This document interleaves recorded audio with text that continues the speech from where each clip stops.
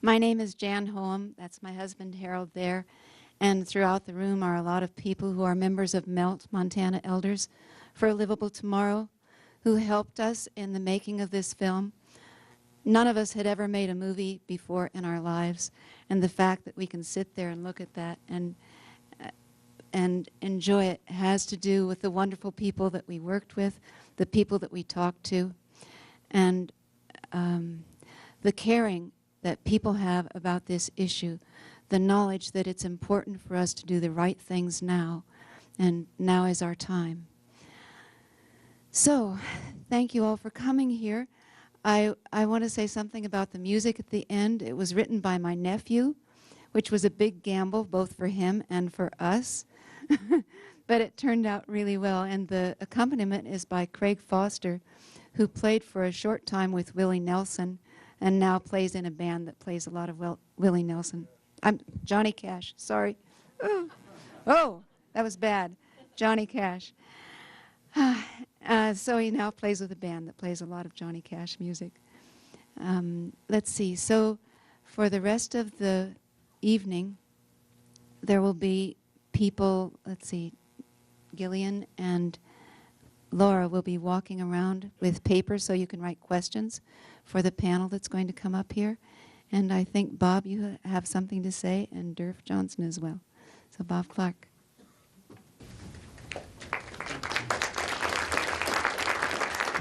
Thank you, Jan. And thanks, Jan and Harold, both for the wonderful film. I'm Bob Clark. I'm Senior Organizing Representative for the Sierra Club. Our organization is one of the sponsors of this event. And I'm going to be the moderator for the panel that's coming up here. I'd like to do a couple of things before we ask those folks to come up. First and foremost is that we're really happy to be able to put on this free event, and it is free. However, the production of the film and taking it on the road isn't free for Jan and Harold. So we're going to go ahead and start this passing around. If folks want to give a contribution that will go directly to taking this film on the road, please feel free to do that. If you can't do that, that's fine too. I'll hand that off to somebody. Thank you. Next, I just wanted to quickly go over, kind of summarize as what you saw on the screen with the coal exports issue. And we try to usually break it down into three pieces. We think about it as the mining that's happening in southeast Montana, the transport, which involves the Tongue River Railroad, which would need to be permitted and built, and then third is the export terminals out on the West Coast. And so I'd like to just go through those very quickly. You heard about Otter Creek. That has to be permitted by the state, and the DEQ is right now working on an environmental impact statement for that permitting process. And that we expect out sometime, a draft of that this winter. There are other mining proposals, whether they be new or expansions of mining in the Powder River Basin. I'm going to ask Durf Johnson from Montana Environmental Information Center to come up and give us a brief summary of some of those other projects that are going on, and then I'll talk a little bit about the export terminals. Durf?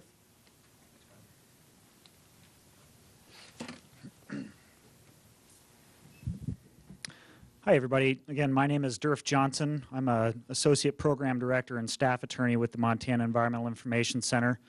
We're a Helena-based organization that works quite a bit on coal mining and oil and gas and climate change. And Bob just asked me to give a little bit of a lay of the land of some of the coal mining going on here in Montana. For those of you who are unfamiliar, Montana is a very big coal mining state, and it has the potential to get a lot bigger, unfortunately. Bob mentioned Otter Creek. Otter Creek would, if it was permitted and developed, roughly double the amount of coal that's produced in Montana from 40 to 80 million tons.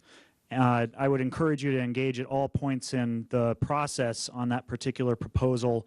There's not only an EIS process, but there's a permitting process that's going to be sort of on the same sidetrack with that. And we need people to be out in the streets and contacting the agency and doing everything we can to stop that proposal in its tracks.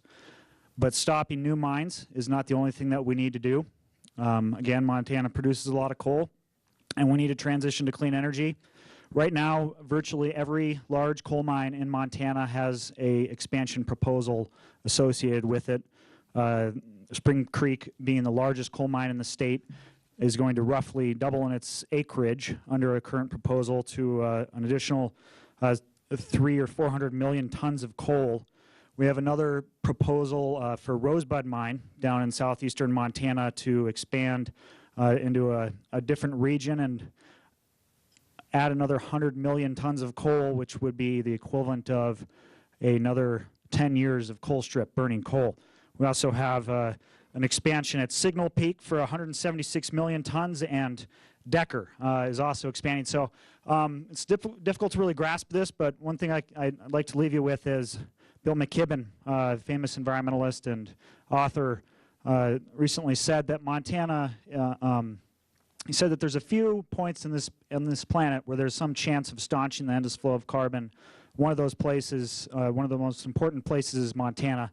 I'm paraphrasing here, but he's recognizing how important it is. There's a lot of coal in Montana, and this is ground zero for the climate change fight. So I'd encourage you to get involved in the coal mine battles, and I will hand it back to Bob.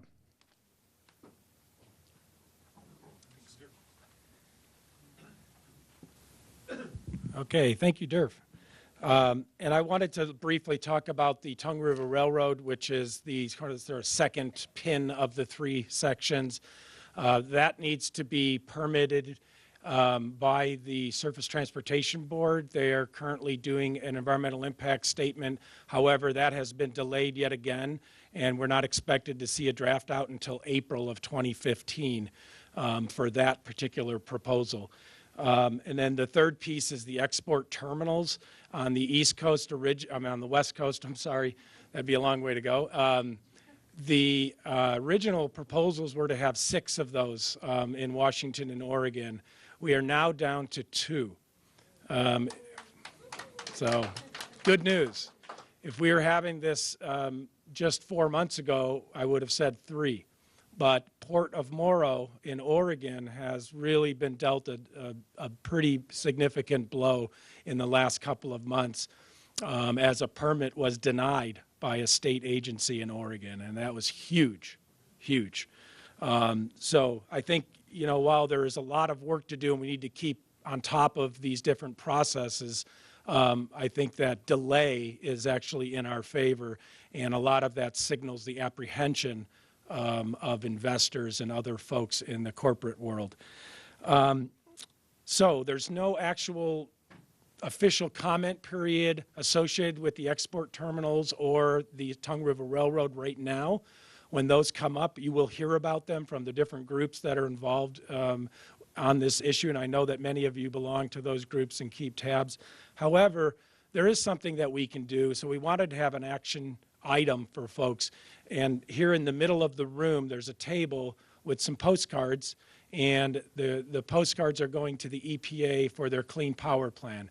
We've got some lines on there that people can add additional information to ask the EPA and the DEQ to strengthen that proposal. 30% reduction in CO2 by 2030 is not enough, and we can do better. Montana can certainly do better, and so I would encourage folks to fill out a card to the EPA. We will ensure that those cards will get in front of the governor as well. So please write a note and additional strengthening suggestions, if you will. And also there is a petition, I believe, back there from the reinvestment campaign here at the university. I'm trying to get signatures on that as well. So please look for those things. I've got some notes so I don't forget items. And I think I'm actually through my items, so I'm going to go ahead and introduce the panelists so that you can hear them speak instead of myself. First, I'm going to ask my good friend, Dr. Steve Running, to come up here. And Dr. Running is... Regents Professor here at the School of Forestry at the University of Montana. Thanks, Steve. Bill Ritchie, who was also in the film along with Steve. Bill. And as you saw in the film, Bill is a former coal mine manager, so has some pretty good insight. Dr. George Seilstad in the room. There we go. Astronomer and physicist. And then we've got Dr. Paul Smith, who was in the film as well. Dr. Smith is a pediatric pulmonologist. Next, we have Elena Buffalo Spirit. And Elena, would you please come up? She's from the Northern Cheyenne Reservation. Elena has traveled quite a distance to be here in Missoula tonight, so we really appreciate that. Ian Lang, here in the house. There we go. A geologist who is featured in the film. Don Hindman, in the house. Hindman, sorry.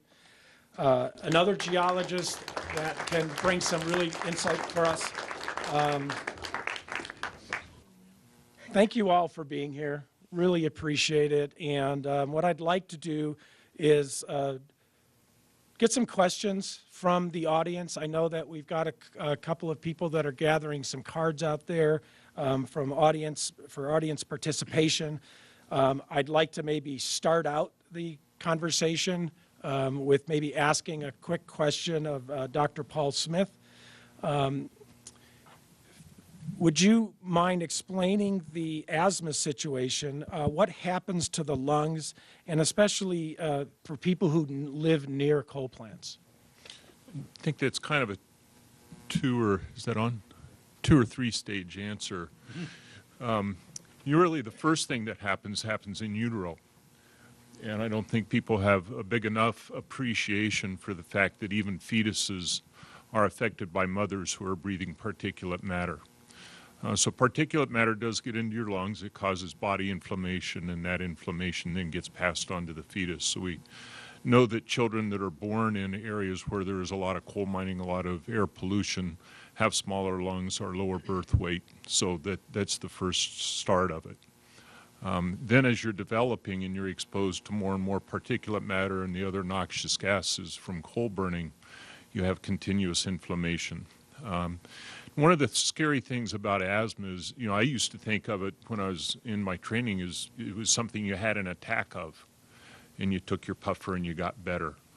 In the 90s, we started realizing that asthma is not just an attack kind of disease. It's actually remodeling of the tissue, and so over decades, you actually get changes in the airways and scar tissue. The airways get more narrowed.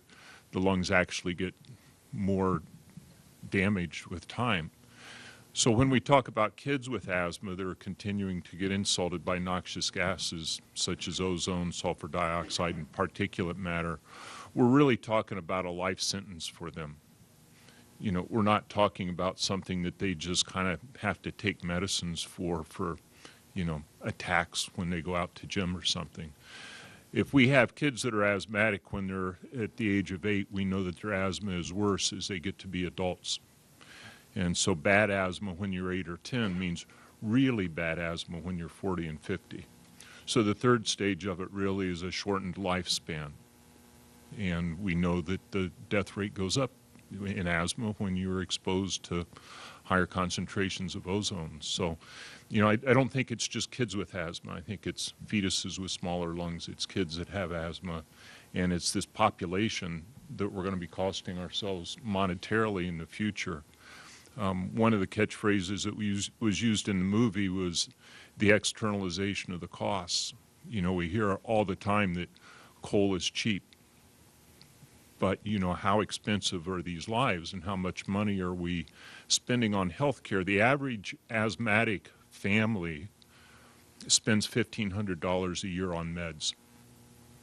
So, are you willing to pay an extra $100 for your energy bill for that month so that your child's not hurt into adulthood? I think that's a better than fair trade-off. Thank you, Dr. Smith. Next question. What do you see as the best way to approach the human rights violations associated with the development of coal, both the Crow and Northern Cheyenne? Examples being the right to a clean and healthful environment, the right to self-determination, and I would imagine that there are other human rights violations that can occur. I'd like to ask Elena to start this answer, if you would.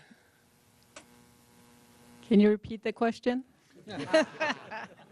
What do you see as the best way to approach the human rights violations associated with the development of coal, both for the Crow and Northern Cheyenne? Wow, tough question. I've seen and heard from some of my fellow Cheyenne people that worked the coal mines and coal strip, how they've been treated pretty much, would you say, racially. Even some of my people that are half-breeds that don't look full-blood have been treated really unfairly on the job. And I can't answer for the Crow tribe. I can only talk about the Cheyenne people. I can also say that tribal politics can get pretty scary. And back in 2003, I resigned from a tribal job, and I accepted a job with Western Energy, and I worked with Western Coal Energy Company.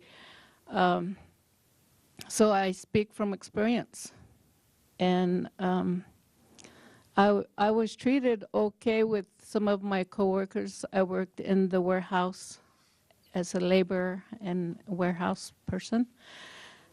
And one of the men would not even look at me. When he spoke to me, he would look away. He would never look in my eyes. And he was supposed to train me how to use a forklift. And one time I had to use a big forklift outside, a big red forklift, and my boss told me, she said, don't use any equipment until you have been properly trained.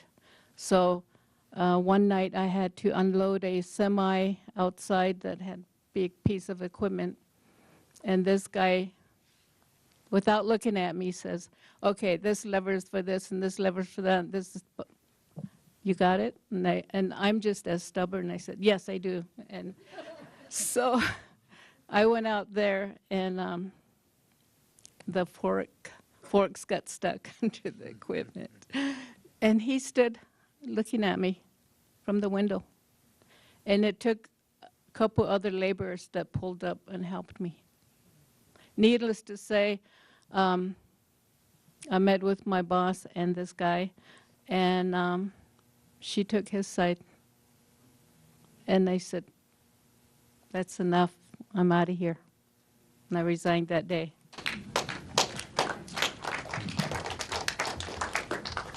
Thank you, Elena. Would anyone else like to address that question? I don't want to move on unless there's another panel member that might want to address the issue of human rights violations. Only that's the first time I've heard the true story of the asthma that I just heard from Dr. Smith, and that's a human rights violation. I guess if we're adults, we're making decisions and they're affecting the world, and we're burning the electricity that's burning the coal, whatever. Well, that'd be one thing if we suffered, but if you're suffering in the uterus, you didn't have a voice in what people are doing, so your human rights are being violated before you're even alive. I was struck by that. Thank you. I will go to the next question. And this seems to maybe be directed at the filmmakers, but it's possible that somebody up here may be able to answer that for Harold and Jan. Did you choose not to speak with the coal industry, or did they choose not to comment? Besides the retired coal mine manager in the film, was there anyone else, or did you ask? We tried to get a tour of the Black Thunder mine, They said we're no longer doing tours. So there you have it. We had Bill Ritchie that we felt could give us a pretty good rundown of what goes on in the coal areas.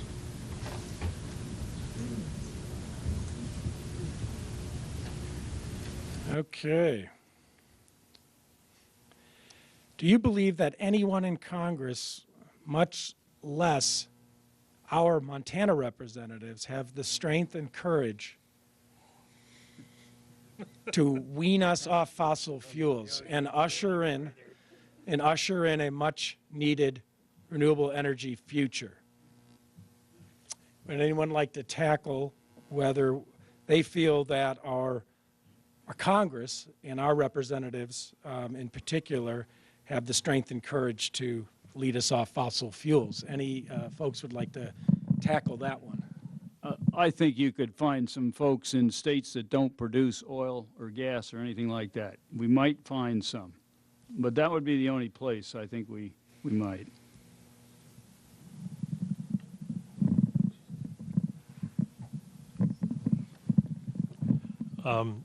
This is a horribly difficult issue for politicians, and I mean they have kids, they have families, and they're not generally stupid. But it's very difficult when one side is so dominant over the other.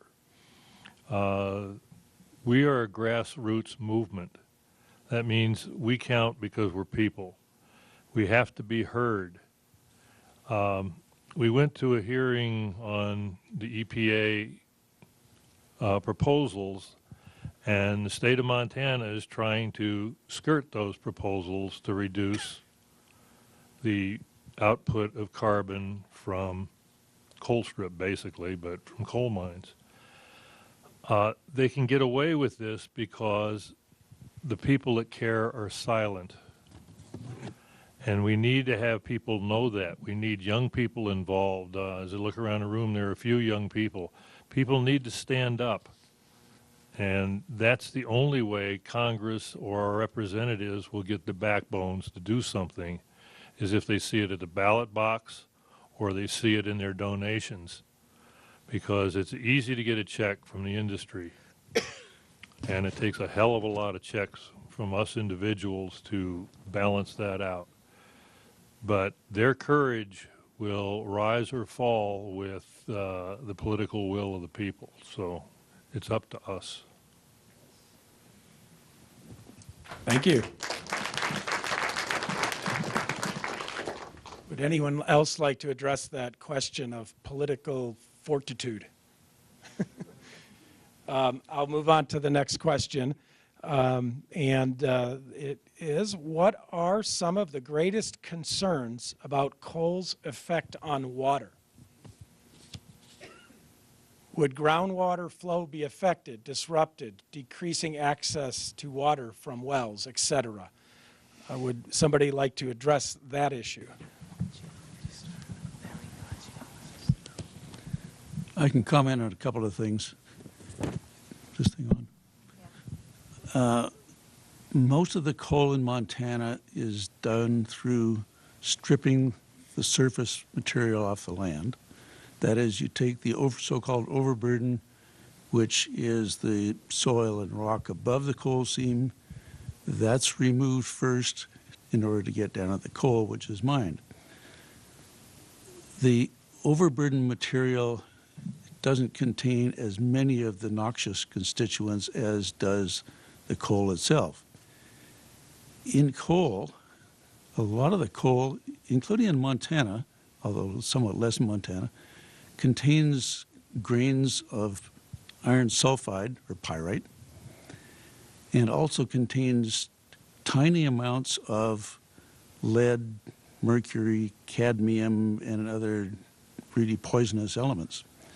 So when you dig up the coal, you shovel it up and pile it into trucks and the like, you disturb the groundwater that was flowing through the rocks, both above and below the coal, and to some extent within the coal.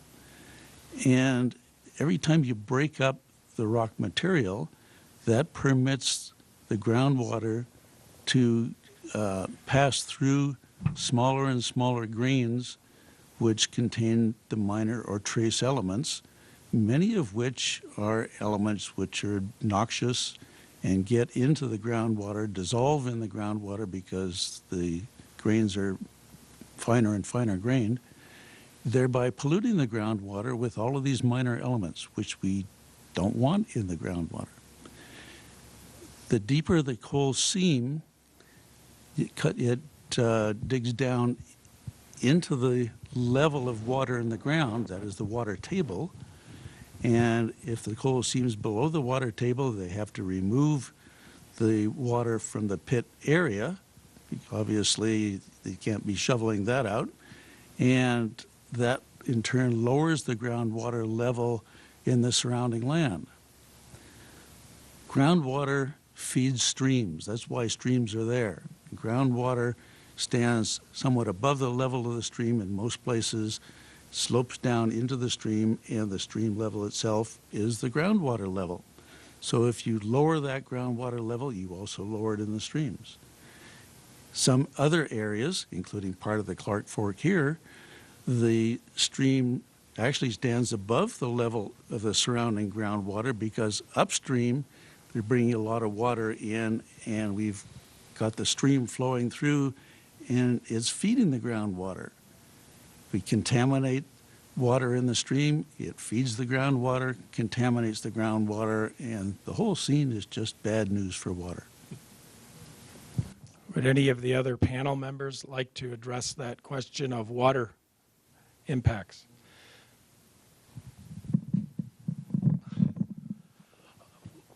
When you're looking at reclamation in the mining business, groundwater is probably the most difficult issue to deal with because, as Don was talking about, it moves at its own will, and it's very difficult. You see a stream, and you know it's there.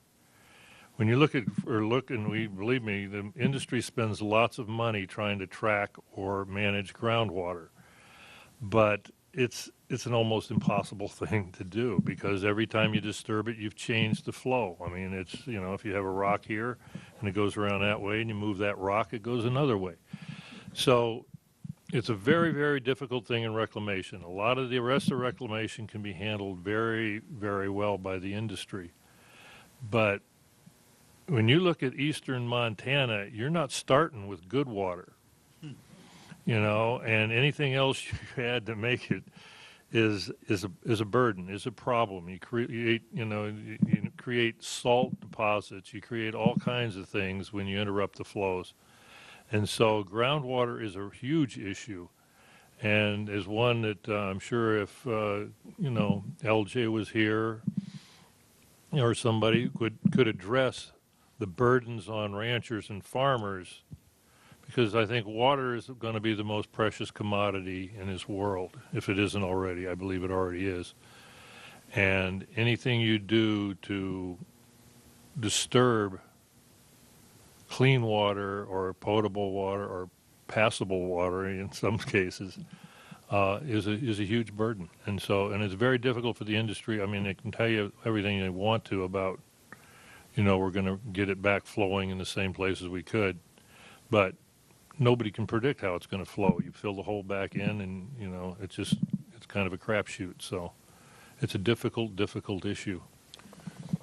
More of a question, I guess. I also heard that the other water effects on coal are the sludge ponds at the power plants. So you're talking at Colstrip. I read a statistic once that you have 600 gallons of water a minute that have to go through those ponds, and those are contaminated ponds. So in addition to disturbing groundwater, is it correct that you also have sludge ponds then at the energy producing plants? Well, that's correct. The coal ash ponds at Colstrip have been leaking for decades, and it is a ticking time bomb. The groundwater is already contaminated under the town of Colstrip.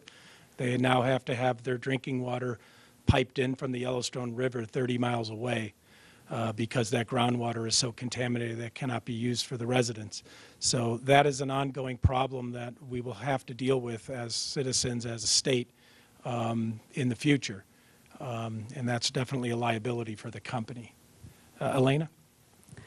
The other thing about Colstrip, there's a pond called Sturge Pond.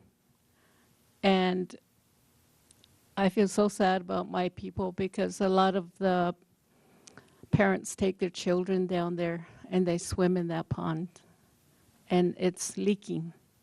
And it's got all the toxic chemicals, mercury, whatever else, and these poor children are swimming in it because there's no swimming pool for our kids. The other thing I wanted to talk about was L.J. Turner that was in the film. I met him, and when we went to lobby the senators, he was on our trip, and I really appreciated him.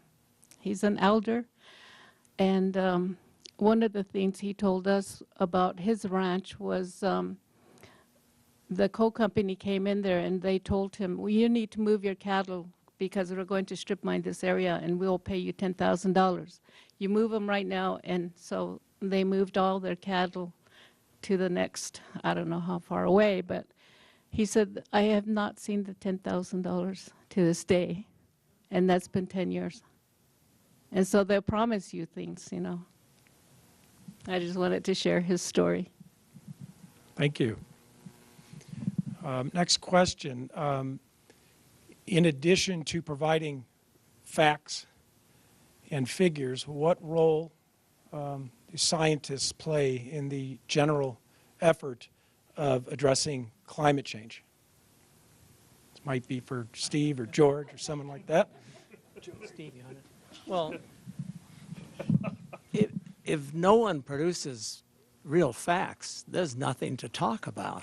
So I think facts alone take a long time to persuade people, but if there's no evidence that there's a problem, the problem will just sit there invisible. So I think it's crucial that scientists like Steve continue the efforts they're making to show what is happening and project as best they can what will happen. That seems to be the basis for making what you'd call an informed decision. Well, if you're going to have an informed decision, what informed it? And I don't think there's a better way that we know of than science with its process of evidence and confirmation of that evidence and the debates that occur within the community and reaching a consensus.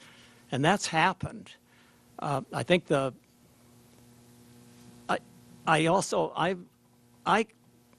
don't have a finger on the public pulse, but I would sense that we're nearing a tipping point where all that information is being absorbed, and the people who deny the fact that the climate's changing or deny the quality of the science or the integrity of the science, I think they're going to look like buffoons soon if they don't already, and they'll quickly be skirting revising their positions. I sort of see it happening on a lot of issues already.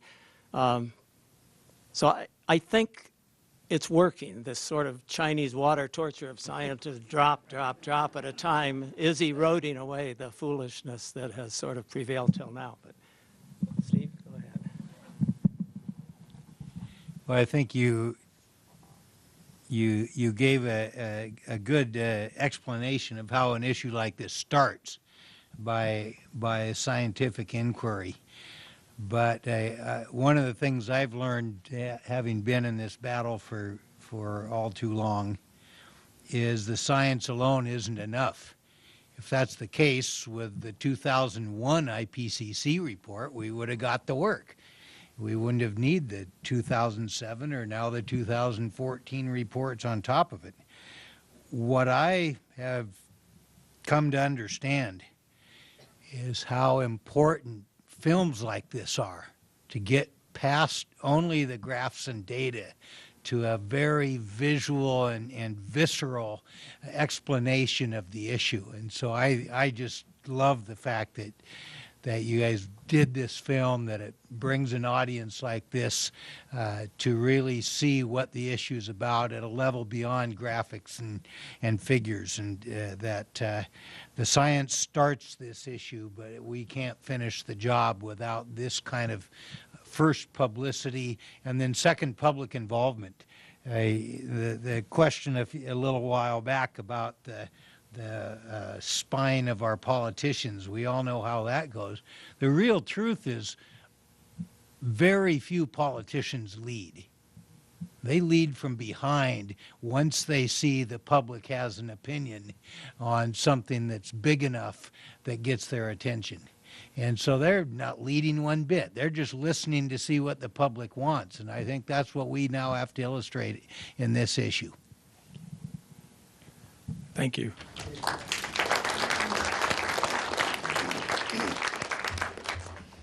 Next question. I'm going to walk over here because I have a feeling I'll be handing the microphone off. What factors are allowing or causing these mines to all be able to increase their coal production right now? Is it new technology? Is it shifts in policy or increases in demands?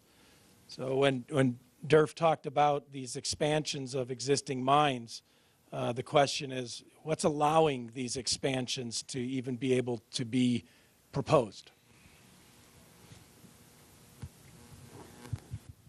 Well, in the United States, coal within the past 10 years has taken a pretty dramatic decline as a baseline source of power. It's gone from roughly 50% of our total energy source to somewhere around 34 to 36% within 5 to 10 years. It's been fairly dramatic. And with that, a loss of, or that decline in the use of coal, primarily from increases in renewables and cheap natural gas and increased energy conservation, coal companies are coal companies. They want to continue selling coal. So they're looking for a new buyer, and that's why we're talking about these ports. They would like to ship massive amounts of coal to feed the growing Asian economies and exactly keep it in the ground. So that's the primary driver that we're going to be seeing in the future, and is sort of what's occurring right now is coal companies are interested in trying to export the coal. Thank you, Durf. Any of the panel members care to address why these mines are able to expand, from a policy or demand perspective, and add anything to what Durf has already told us?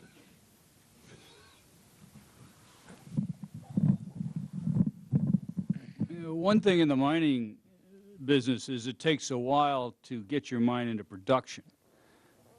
If you're talking about a metal mine or something like that, maybe 10 years before you, from the start to actually getting in production. The same thing I'm sure Bill could tell us in coal, and so they're looking at keeping their business alive and planning ahead.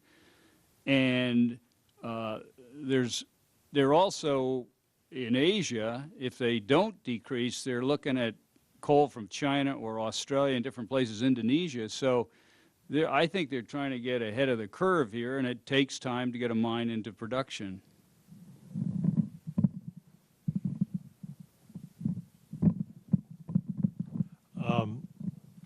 Decker was getting to the end of their life. But as a business person, when you look at the infrastructure that's invested into that, getting the coal out is a very, very minor cost, because you saw the pictures of the equipment. I mean, there's hundreds of millions of dollars invested in these mines and equipment. And if you can just get a little more coal to mine, you've got the bulk of the costs are taken care of. And so the incentive is huge for these companies to go after increases in the amount of land that they can mine and the area they can mine. That's one of the reasons they're willing to basically give it away practically to China, and the prices they're offering are ridiculous. But they've got this huge fixed cost there, and the variable costs are relatively minor. So there's a great incentive for them. And they take that incentive and they inspire politicians with it. They talk about jobs. The jobs issue is one we really haven't talked about here, but I mean, according to Montana Coal Council, there's like 1,200 jobs in coal mining in the state. That's out of a state jobs of about 400 and some thousand. It's not a huge number. They're good paying jobs and they're good people, and I don't want to ever say anything bad about that. But these are not huge numbers of jobs. I mean, it's like XL Pipeline, they're talking 35 to 50 jobs permanently. That's nothing. You know, you're going to do this stuff for 30 or 50 jobs. We ought to take up a collection here and just pay them. You know, We took the collection. yeah, we did. Hey, we got the basket of money to do it. So, I mean, but the incentive is really there to expand these mines, because you don't just take a drag. They have walked drag lines quite a ways in the Midwest, but you don't walk a drag line very far. And so, you know, you really want to expand and keep that mine going as long as you can. So their incentive is huge. And so that's why it takes even stronger incentive for us to stand up to it. Thank you. I will go ahead and move on to the next question. How many children will be affected by coal in Asia by Montana coal exports?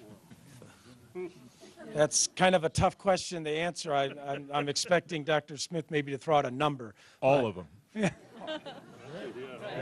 That's a big number. Thank you. Yeah, it is a big number. And I have no idea the number in China, but in the United States, there are basically 7 million kids that live within 30 miles of a coal burning plant, and over 70,000 schools within 30 miles of a coal burning plant. So, you know, in China, all of them. Yeah. Good answer. Yes. Next question. Are the Northern Cheyenne worried about possible disturbances to burial and sacred sites by the Otter Creek Mine and the Tongue River Railroad? Me? No. Yes. Please.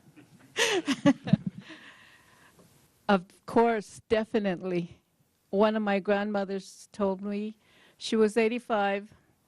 She told me that all along the eastern side of the Tongue River, along the Custer National Forest, some of our most sacred ceremonial people are buried along there. Some of our sacred plants, medicinal plants, still grow on both sides of the Tongue River. And of course, we have great concern about the destruction that will not happen.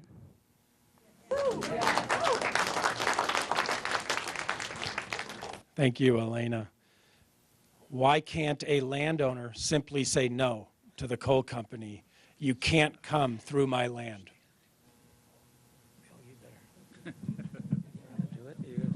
I think they're giving the microphone to Bill there. Some have. And, you know, and you can find them, you know, some have. And LJ's one, I think, that's trying to do that. But once again, you're dealing with very powerful forces and lots of money. It's hard when you're scratching and living out, you know, and I look at eastern Montana and Wyoming ranchers, and that's a damn tough life. I mean, you know, and it's hard, and these guys can come in waving big bucks, and it's just very hard to say no. They also can get legislative pressure put on. And so there's a lot of things that go to work in trying to induce you to lease the rights. And a lot of the rights have been held by the government in some of these circumstances, and they're federal leases that are given. Spring Creek basically was federal leases. And so it's very difficult for individual ranchers or people to stand up to it. I mean, it really is. And if everything around you is caving in, you know, being the last guy on the island is, you know, not necessarily a pleasant thing. So it sounds good, and it sounds very morally great to be the guy that stands up and says no, but the pressures are just tremendous. And one thing I forgot to mention, and then I'll shut up, but when mines get to the end of their life, they have to do final reclamation. That is tremendously expensive and yields no dollars of return. A lot of these funds are held in trust, but a lot of them aren't. So there's great also incentive for mines to keep going so they don't reach that final hurdle. And so that's one more incentive to grow. Thank you. There's a rancher north of Billings, and his ranch is going to be strip mined. All the neighbors around him have sold out, and he's afraid that one day his cattle may be shot that are near the road. And he's facing a lot of angry neighbors that have sold out. And that's really a sad case when that has been his livelihood. Thank you. We're getting pretty close to 8:30. We had said that we would close this up at 8:30. We have to be out of here by 9, which gives us a little bit of time to clean up. However, I think we've got time for one more question. The Montana Constitution promises citizens a clean and healthy environment. On that basis, could the citizens retract the coal mine companies' charters to operate within the state? What impediments would arise, and how could those impediments be handled to drive the companies out? Anyone willing to tackle that? Is there a lawyer in the house? Is there a, yeah. Where's the lawyers? Here's Derv, but, you know. I'll take a quick swing at it a little bit. Okay. Once again, a lot of this is federal leases, and you would set up a huge, I mean, you do have the siting in Otter Creek and stuff like this. State does have a lot to say, especially before you open a facility. You would have quite a war on your hands, and I don't know where that'd end up, really. It depends on each individual mine and each lease on it and what exactly you're doing to get the clean and healthful environment. So it would be a tough, tough issue. My father always told me to include humor in your life. So when I'm going to share a short story. When we were filming along the Tun River, and you've seen the first images where I'm standing along the river, that's my grandparents' land. It's beautiful, as you saw. It's gorgeous. I don't hear trains. I don't see coal trains. I don't see strip mining across the river. I see deer running and eagles flying and meadowlarks and chokecherries and buffalo berries growing. It's just really peaceful down there. And when I was walking along there, that's what woke me up. And I said, hey, what am I going to do for my grandchildren? What kind of legacy am I going to leave for them? That's when I joined Northern Plains Resource Council. And that's when I met Jan and Harold and Ray. And they came down and we were filming. And they had, the microphones were making some kind of noise. And so they were messing with the camera over there like that guy is doing. And I was standing here and I started yelling, "Get out of here, we don't want your coat!" And Ray and Harold turned around. Who is she yelling at? They thought the coal company was right behind them. I had to share that story because we laughed and laughed for the rest of the day. They made my day that day. Thank you very much. Well, I hate to close this out, but what I would like to do maybe is start down at the end with Don and maybe get a closing remark from each of the panelists before we close out. Well, I'm not sure where to start on that, but I could say a couple of things. We often blame China for putting so much pollution into our atmosphere, world atmosphere, and they certainly are, but there's a lot of them, and they're starting at a relatively low level economically, and they're building their economy, and it all follows. They're also trying very hard to cut back on the whole pollution scene, including carbon dioxide. Yes, they burn more coal than anybody else. They burn natural gas and everything else they can get a hold of, but they're trying to cut down on coal in a really big way. They have more production of solar panels, wind farms, and the like than we do by far. And they're increasing their production of solar panels and other green energy far faster than we are. So I'm not so sure that we should be criticizing them quite so much as seems to be the case. Another thing is, sometimes you hear that, well, we've got all this coal in the ground, we should use it. That should profit the state. The coal severance tax, and Bill knows the numbers much better than I, but it started off a few decades ago, I think, at around 30%, and it's now down to, what, 5 or? It's very low in comparison. So the state's not getting much return in taxes from the coal. People also say, well, if we don't sell the coal to China, then they'll just buy it from somebody else. And to some extent that's true, but if we don't sell it, they're buying it from us because ours is cheapest. If we don't sell it, they'll have to buy it from somebody else at a somewhat higher price.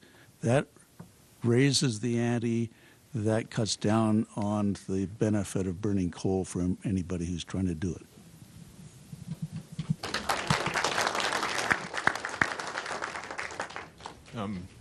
Just kind of reflecting on some stuff that Steve said as far as our politicians and what it really takes with them. And I really have to admire the scientists, because they're under attack all the time for the things that they bring forward. I know Steve's been under attack. If you want to read an interesting book, read Michael Mann's The Climate Wars and the Hockey Stick. It's just a fascinating book of what the real underpinnings are and how we as a public, as Steve said, really have to be a voice. And so to be a public with that voice, I think we have to educate ourselves. And I think the easiest thing that is my job is to argue for kids. And anytime I show up at one of these and do speak as far as coal and what it means for kids' health, I've never had an argument back. Yeah, I am. So I'm really lucky. No, I am. Because your topic just trumps everything. Well, and it's really very clean statistics, and it's really very, there's no argument about it. You do hear the detractors on the climate change or no climate change, and there's still lots of, as they say in Yiddish, mishigash out there as to whether or not it occurs. But I never hear arguments back about kids' health. And so if you want, as a public, to educate yourselves about the health effects, because there's no argument back.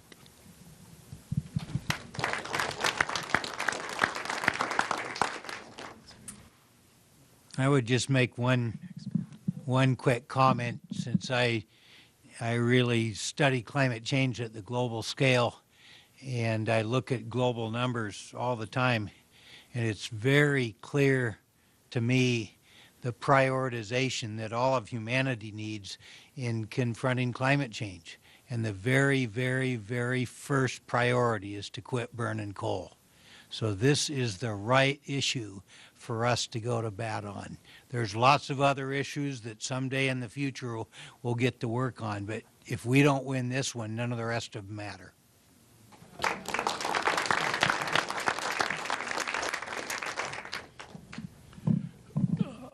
I'd go back to what Don said. If you were a businessman or person, would you spend a lot of money building infrastructure when your customer has stated that they're going to quit buying your product? That's a definition of insanity. So economically, it's a bad idea. And that's way after kids' health and importance. But one of the things is it just makes no economic sense to do it. As they said, the longer this thing gets dragged out, the more it's collapsing of its own weight. And it's up to us to fight that every step of the way. And I heard one statistic the other day that the air pollution from burning coal in India cuts their crop production by enough food to feed 94 million people. And so, you know, food shortages are real around the world too. So there's just so many issues involved with this that it is the #1 issue, I think, of our time.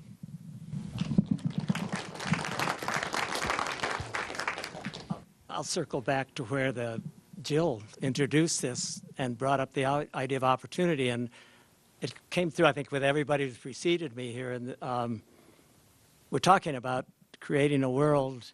What is our obligation as citizens or as residents or people who live on this planet is to be good ancestors. That's the best thing we can do, is what are we creating that will have lasting impact on the future? Well, we're having some lasting impacts. Let's have some positive ones.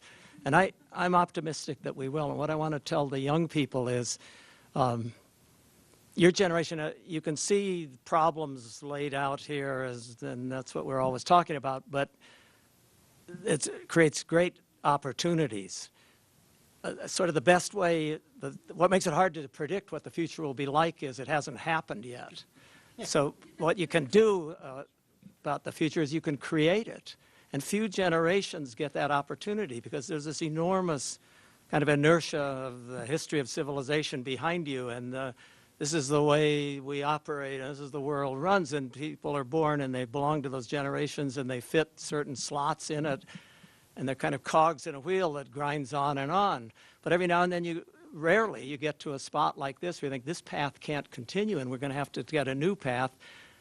That's the greatest moment of opportunity there is, because you'll define what the future is, and you won't be a passive floating along on this course that history is carrying. You'll be defining what it is, and you couldn't have a better chance. So make the best of it. You really look like you're going to, and we'll all be grateful if you do.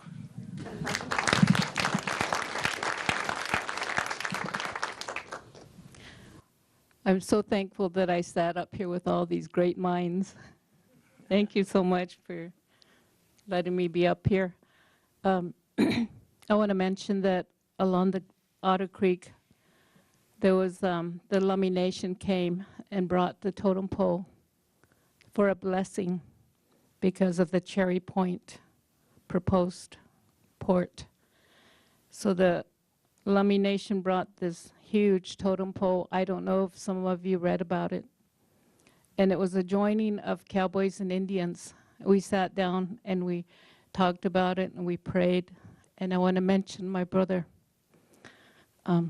Ken Medicine Bull. He's a medicine man. He sat down on the ground and he prayed with a sacred pipe. And when you pray with that pipe, it's very powerful. And one day he was telling me, he said, look what happened, what's been happening. A lot of the things have been blocked since that day. And that's the same thing that happened with Custer. Custer met his demise because he sat down and prayed with some of our chiefs. And he did not realize the power of a sacred pipe and the power that it holds. And the chiefs told him in my language, they said, if you do not abide by this smoke that we're sharing, we will see. And they emptied the pipe on his boot heel. He didn't believe it, right? Look what happened to him.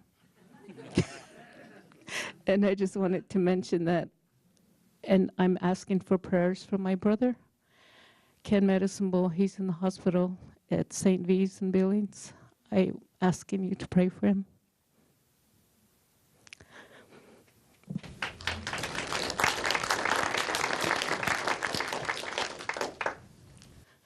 He's battling infection because of diabetes complications. And they've had to take his right foot last week, today.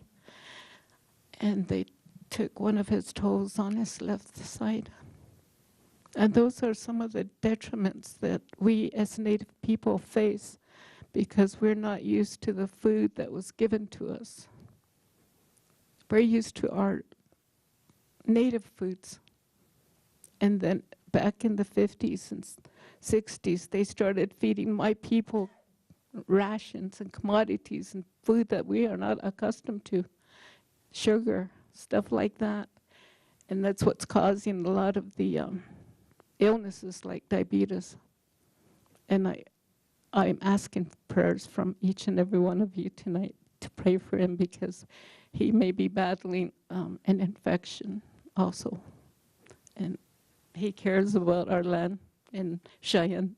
And one of my grandfathers told me, black gold, let it stay in the ground. Thank you. Thank you very much.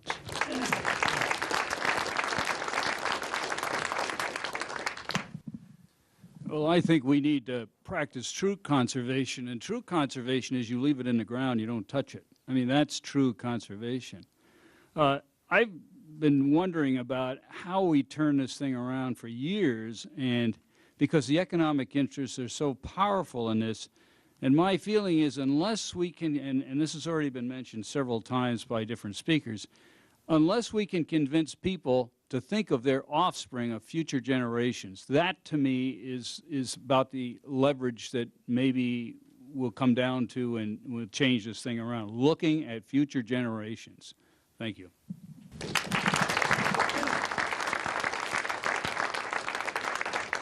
Thank you all very much. I would like to remind folks, if you haven't visited the action table, please do. And there's also materials out in front that you can take home and read.